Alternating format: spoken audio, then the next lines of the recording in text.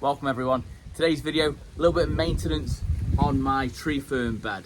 So without further ado, let's get into today's video. So before we get into it, I do want to give a big shout out to Gaz playing with Tropical. He's actually given me three of these beautiful plants. I want to talk very quickly about this Colocasia. Now, honestly, I'd never owned one. Gaz messaged me and said, I've got one for you for your birthday.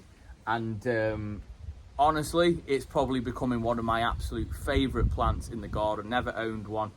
And it's an absolute stunner. So let me show you that. I'm going to show you a little bit of maintenance that I need to do on this plant. Then we're going to go ahead and do a little bit of maintenance on the ferns. And a little bit here and there, right, to keep this bed looking good. So this is certainly a great job for late June. So let's get into it. Got to get down to you on this one. So starting off with this Colocasia, like I've mentioned, it's become my absolute favourite. Just look at these leaves. I'm absolutely in love with them. A variety called Pink China. It's grown for the pink stems. The slugs have absolutely loved it, probably more than I have in this particular bed, because I'm probably thinking they're under here all day and then they come out at night. However, it's coped really well. It's throwing out even more new shoots, but there is a little bit of maintenance that I need to do on it. I do need to take off the odd leaf that is actually dying back due to the actual slugs getting the better of it on the smaller leaves. Having said that, as it's got bigger and better, the slugs have started to leave it alone. I think that's down to probably the toughness of the plant, of the leaf. So I'm very, very happy with it. And as you can see, the leaves are absolutely spectacular. So I'll give you a closer up, show you where I'm going to prune it. Now, the really importance about pruning everything in your garden is so it can concentrate on the good stuff. So I've got one particular leaf that's had it, it's wilted over, it needs to come off.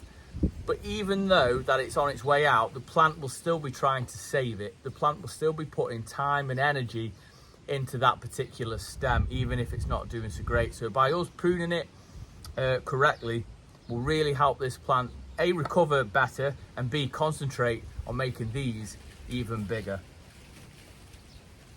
Then we need to do some weeding.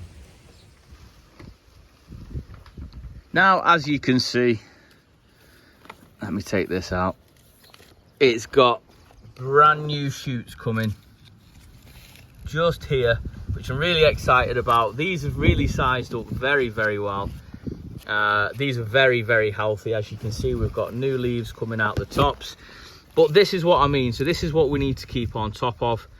Now, you can obviously snip that off wherever you like, but the closer down to the base, the better. You can pull them off, but I find a nice sharp pair of scissors or secateurs does the job absolutely perfectly. And like I said, it will concentrate on making these plants even better, and it won't concentrate on trying to keep this alive. So let me put the camera down. Let's take this off. That's the only bit of maintenance I need to do on this, as I have made a couple of cuts here and there already this season. As you can see, you've got the slug or snail trails over the plants, but they seem to be untouched, which is great.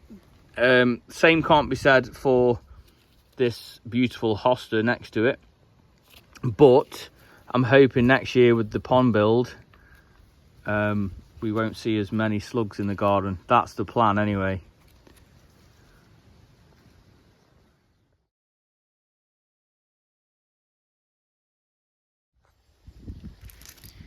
Here we go, then I'll try and hold you guys and do it.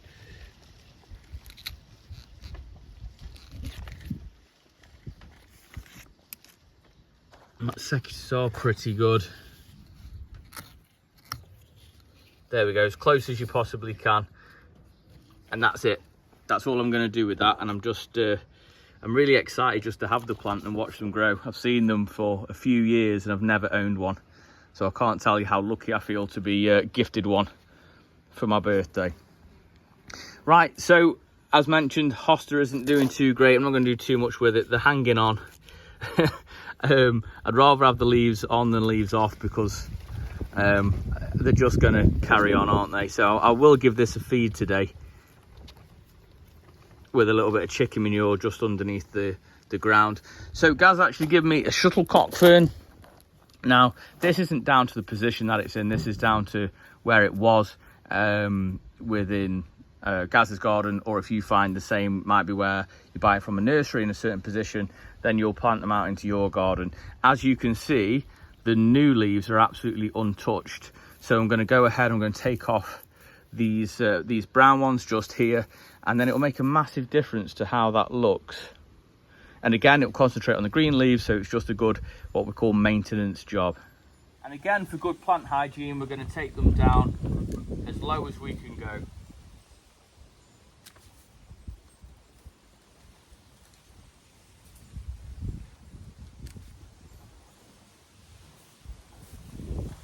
And that does make all the difference. Look how lush that looks now.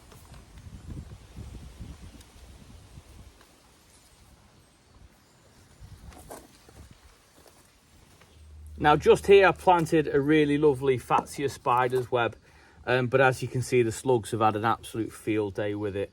It's pretty disappointing. I do give this a good water, but again, I think it's to do with the decking.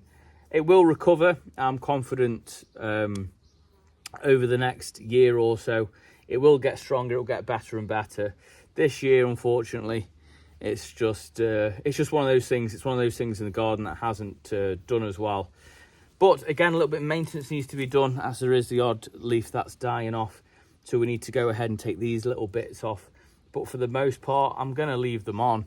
I know they look terrible, but if I cut them off and it encourages new growth, the slugs are just going to hit the new growth. So I just want these to become sort of hardier, tougher, and hopefully they'll leave them alone as it gets a little bit bigger.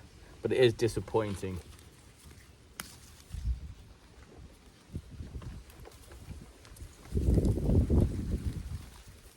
Let me know if you guys have issues with slugs, just like I do.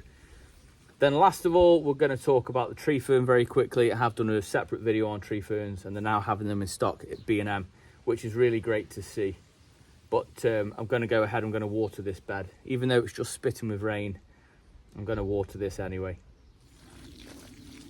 So I do actually feed my tree ferns once a week with just a liquid feed. I use a seaweed feed. And I try and keep the trunk as hydrated as I possibly can.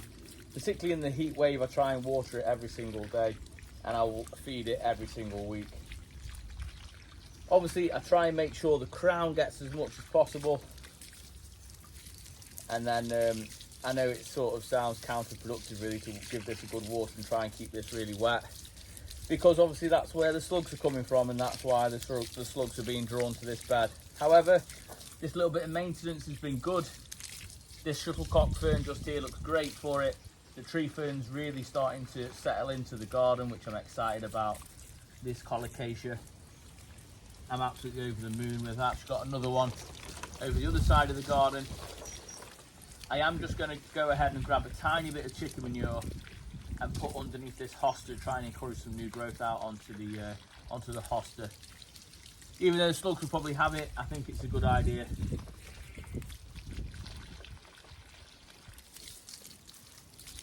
And I hope you've enjoyed this really quick vlog on this really quick bed, to be fair. Very newly planted one, but I'm really excited to have this bed.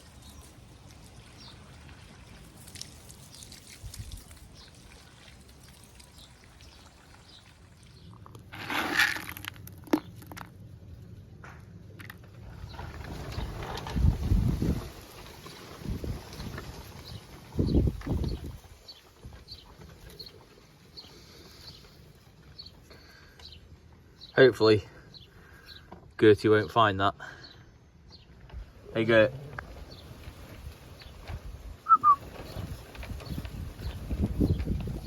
There we have it. I hope you've enjoyed today's video. If you got something from it, then please give it a big thumbs up, as it really does help the channel out. Drop a comment down below, as it helps share it out to others who love gardening, just like we do. Until tomorrow, I will see you in the garden. You take care.